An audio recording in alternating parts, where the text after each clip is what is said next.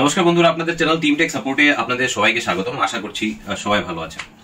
আজকের ভিডিওর থাম্বনেলটি আপনারা অবশ্যই দেখেছেন। সময়টা খুবই ক্রুশিয়াল চলছে ওই সমস্ত রিটেলারদের জন্য যারা মন্ত্রা ওল্ড মন্ত্রা L0 ব্যবহার করছেন, এবং অনেকটাই ক্রুশিয়াল তাদের জন্য যারা মন্ত্রা L1 অর্ডার করেছেন বা অলরেডি কিনে নিয়েছেন, যে ডিভাইসটুকু চলবে কিনা। তো আজকের এই ভিডিওতে আমি দু তিনটে বিষয়ের উপর ক্লিয়ারিটি দেবো। এর মধ্যে সবচেয়ে বড় বিষয় হচ্ছে আপনার কাছে যে ওল্ড মন্ত্রা ডিভাইসটি আছে সেটা কি আদৌ কালকে থেকে কন্টিনিউ আছে কিনা আগামী 3 মাস পর্যন্ত।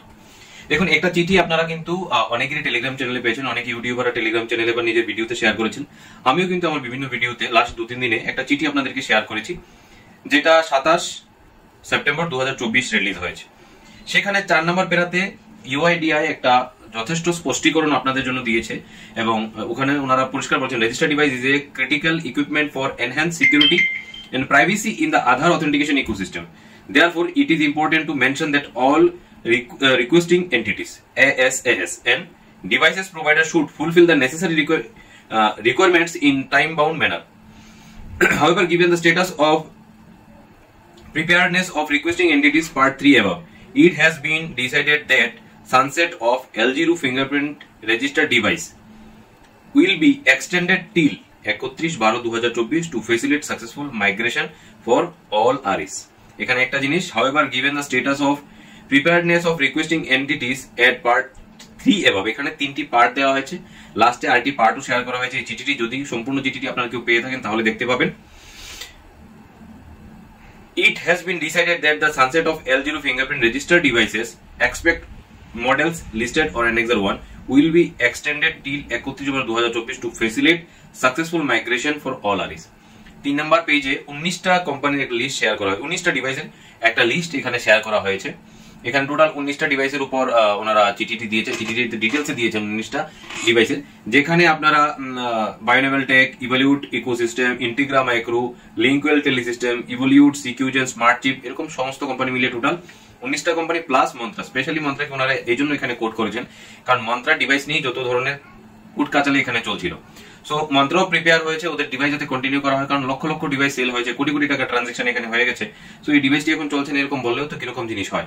তবে এখানে একটা দ্বন্দ্ব রয়ে গেছে, যদি ডিভাইসে কি প্রবলেমই থাকে তাহলে এটা সফটওয়্যার আপডেট করলে আদৌ কি হয়ে যাবে কিনা।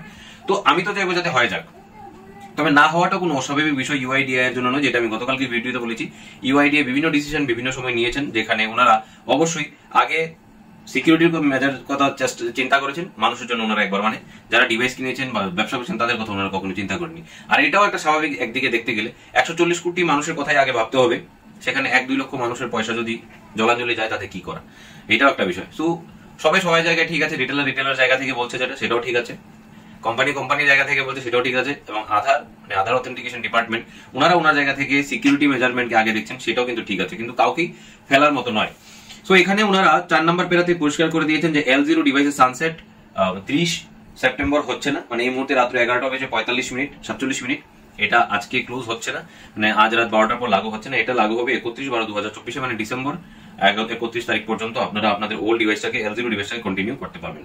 তবে এখানে আরেকটি প্রশ্ন রয়ে গেছে যে L1 ডিভাইস কি হবে। L1 ডিভাইসের উপর ওনারা সার্টিফিকেশন সরিয়ে নিয়েছেন বা ডিসকন্টিনিউ করে দিয়েছেন, এটা আগামীকালকে বলা যাবে যে L1 ডিভাইসটাকে ওনারা কন্টিনিউ করছেন কিনা। যখনই আমাদের কাছে আপডেট আসবে যে L1 ডিভাইস কন্টিনিউ হচ্ছে, আমরা কিন্তু অবশ্যই এর আপডেটটুকু আপনাদেরকে সবার আগে দেওয়ার চেষ্টা করব, যে L1 ডিভাইসও কন্টিনিউয়াসলি কাজ করবে 31 ডিসেম্বর 2024 পর্যন্ত। অবশ্যই এর আগে মন্ত্রা কিছু স্টেপ নেবে যাতে করে এই লক্ষ লক্ষ ডিভাইস এবং কোটি কোটি টাকা ট্রানজাকশন কখনো বিফল না যায়। তো এই হচ্ছে এই পর্যন্ত আপডেট। আপনাদের দুশ্চিন্তা করার কোনো কারণ নেই। যদি আপনি ভিডিওটি রাতে দেখে থাকেন তাহলে ফাইন, নিশ্চিন্তে ঘুমান, কালকে সকালে উঠে ট্রানজাকশন করতে পারবেন। আর আপনি যদি ভিডিওটি ঠিক ঘুম থেকে উঠে দেখেন, মানে আপনার ব্যবসা শুরু করার আগে, তাহলেও দুশ্চিন্তার কোনো কারণ নেই। আপনি আজকে মন্ত্রা L0 দিয়ে সম্পূর্ণ ট্রানজাকশন চালিয়ে যেতে পারবেন। এর সাথে সাথে বলবো যাদের কাছে মন্ত্রা L1 আছে তারা কিন্তু অবশ্যই ট্রানজাকশন করে দেখবেন যে আজকে আপনার ডিভাইস দিয়ে ট্রানজাকশন হচ্ছে কিনা। আর আমরা খতিয়ে দেখার চেষ্টা করছি যে ইউআইডিআই এর উপর কিছু বলছে কিনা বা মন্ত্রা এর উপর স্পেশালি কিছু কমেন্ট করছে কিনা। এই ছিল আজকের মতো আপডেট। বাকি নেক্সট আপডেট নিয়ে আসছি। যারা L1 কিনতে চান পরবর্তী সময়ে বা এই মুহূর্তে, তারা কোন ডিভাইসটি কিনবেন অবশ্যই আমরা রেকমেন্ড করছি স্টার্টেকের একটি ডিভাইস। তবে এই ডিভাইসটি নিয়ে ডিটেলস ভিডিও আমি আপনাদের জন্য অবশ্যই বানাবো। ডিভাইসটি এই মুহূর্তে আমার কাছে কিন্তু পৌঁছেও গেছে। যাই হোক, এই ভিডিওটি এই ডিটেলসটি নেক্সট ভিডিওতে নিয়ে আসি, তার জন্য একটু সময় আমাকে দিতে হবে। আর এই ভিডিওটি শেষ পর্যন্ত বসে দেখার জন্য এবং সময় দেওয়ার জন্য অসংখ্য ধন্যবাদ আপনাকে।